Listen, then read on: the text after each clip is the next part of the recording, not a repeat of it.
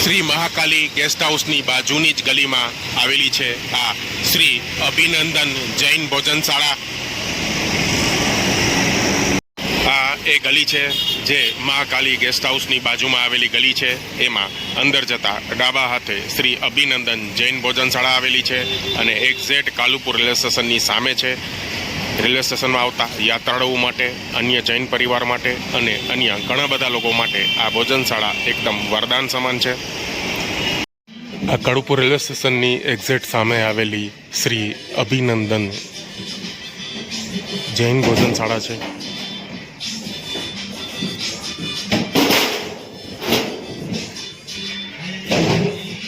જે 2 માળમાં નિર્માણ કરવામાં આવેલી છે।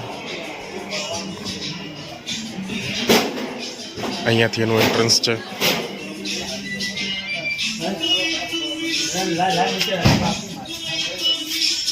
દર રવિવારે ભોજનશાળા બંધ રહે છે। ફર્સ્ટ ફ્લોર ઉપર આવે છે। આ ફર્સ્ટ ફ્લોર ઉપર અંદર જવાનો રસ્તો। આ આખી ભોજનશાળા છે। પ્યોર જૈન ફૂડ, જૈન ભોજનશાળા અહીંયા ઉપલબ્ધ છે।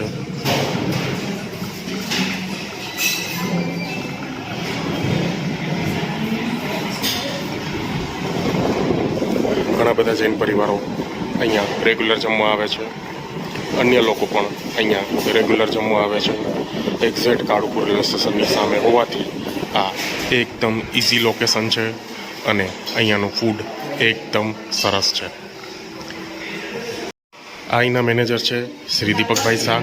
એ આપણે આ ભોજનશાળા વિશે ટોટલી માહિતી આપશે।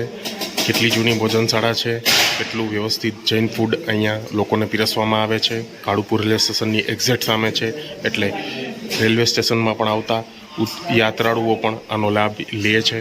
દીપકભાઈ, આ શ્રી જૈન અભિનંદન સ્વામી જૈન ભોજનશાળા છે। પૂરું એસી હોલ છે। જમવાના 100 રૂપિયા છે, ટિફિનના 120 રૂપિયા છે, પાર્સલના 140 રૂપિયા છે। જમવાનું મેનુ લાડવા, બાફલા, રોટલી, પાપડ, સેવ, ભાત, પંચકુડી દાળ, ગાંઠિયાનું શાક, છોલે ચણા, મરચાંની ચટણી, આ બધું 100 રૂપિયામાં આવશે। અનલિમિટેડ। બહુ જ સરસ। ટોટલી એસી ભોજનશાળા છે। આ ભોજનશાળા એક્ઝેક્ટ રેલવે સ્ટેશનની સામે જ છે, મેઇન લોકેશન ઉપર આવે છે। તેથી ઘણા બધા યાત્રાળુઓ અને અહીંના લોકલ લોકો આ ભોજનશાળાનો પ્રેમથી લાભ લે છે। અહીંનો આ ભોજનશાળાનો ડાઇનિંગ હોલ પણ વિશાળ છે, એટલે મોટી સંખ્યામાં અહીંયા યાત્રાળુઓ ભોજનનો લાભ લઈ શકે એ રીતે આ એસી હોલનું નિર્માણ કરવામાં આવેલું છે।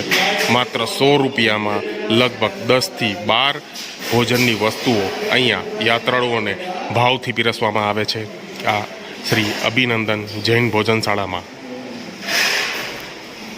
આપણી સાથે આજે નરેન્દ્રભાઈ શાહ છે, જે રેગ્યુલર 2-2.5 વર્ષથી આ ભોજનશાળાનો પ્રસાદ રેગ્યુલર લે છે। એમને એમનો અનુભવ આપણે પૂછીએ। નરેન્દ્રભાઈ, કોમ્યુનિટીના હિસાબે અહીંયા ભોજન મળે છે અને સારી વ્યવસ્થા છે। રેગ્યુલર અહીંયા ભોજનશાળામાં મીઠાઈ ને એવું હોય છે? સાંજે ચોવિયાર માટેની મારી ફૂડ વ્યવસ્થા છે અહીંયા। રેગ્યુલર હું સાંજે ડેલી આવું છું। ડેલી તમે આવો છો? રોજ સાંજે ચોવિયાર માટે આવો છો? ચોવિયાર માટે આવું છું। અને રોજ અહીંયા ભોજનશાળામાં આપણે મીઠાઈ કે ફરસાણ હોય છે? હા, ફરસાણ ડેલી હોય। 14ના દિવસે મીઠાઈ હોય છે। બરાબર। તિથિના બેસતા મહિને હોય અને ફરસાણ ડેલી હોય છે। ફરસાણ ડેલી હોય છે અને અલગ અલગ સબ્જી હોય, અલગ અલગ કઠોળ હોય, એ રીતે અહીંયા ડેલી બને। એકદમ પ્રોપર સ્વાદ, પ્રોપર સ્વાદ ટેસ્ટ। હા, જૈન તિથિના હિસાબે જૈન તિથિ પાળવામાં આવે છે। તિથિના દિવસે કોઈ પણ લીલોતરીનો ઉપયોગ કરવામાં આવતો નથી। બહુ જ સરસ। હા, અને અહીંયા બેસણા એકાસણાની વ્યવસ્થા બી છે। દરેક અહીંયા કરી શકે એવી વ્યવસ્થા છે। જબરજસ્ત। આ અહીંયાનું આજનું મેન્યુ છે। જેવી રીતે આપણે ભાઈએ વાત કરી હતી, બાફલો, પાપડ, ચૂરમાના લાડુ, સેવ મસાલાવાળી,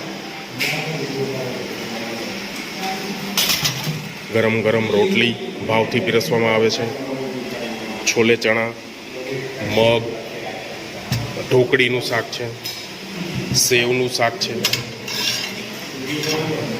આ પંચકુટી દાળ છે અને એકદમ જોરદાર આ બાસમતી રાઈસ છે, ચા બી છે અને તીખી ચટણી પણ અહીંયા યાત્રાળુઓ માટે રાખવામાં આવેલી છે. આ જૈન ભોજનશાળામાં પહેલી વાર આવેલા જૈન આપણા મહેમાનો છે, એનો રિવ્યૂ આપણાને શેર કરે છે. બેન, અમે લોકો ફર્સ્ટ ટાઈમ આવ્યા હતા અહીંયા શોપિંગ માટે ખાલી આવ્યા હતા અને ત્યાંથી અમને જાણ મળી કે તમે જૈન છો તો ચોવિયાર માટે એ સ્પેશિયલી ચોવિયાર હાઉસ છે. તો શોધતા અમે લોકો અહીંયા આવ્યા અને બહુ જ સારું ફૂડ છે. લાઈક જૈન ભોજનશાળામાં જે ફૂડ મળે ને એક્ઝેક્ટલી લાઈક દેટ.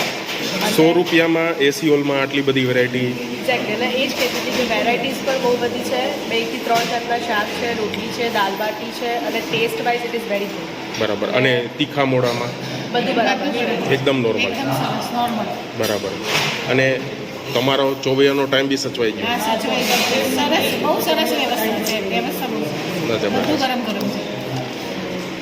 આ ભોજનશાળાની વિશેષતા એ છે કે અહીંયા જે કોઈ યાત્રાળુ આવે છે ભાવથી જમે છે અને એમને અહીંનો પ્રસાદ ખૂબ જ ભાવે છે અને લોકોને પણ એ લોકો સજેસ્ટ કરે છે વારંવાર આવવા માટે.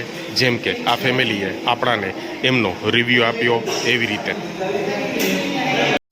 આ ભોજનાલયમાં બપોરના ભોજનનો સમય છે 11 થી 1 અને સાંજે 5 વાગ્યાથી સૂર્યાસ્ત થતા સુધીનો અહીંયા સમય હોય છે આ ભોજનશાળામાં પ્રસાદ લેવા માટેનો.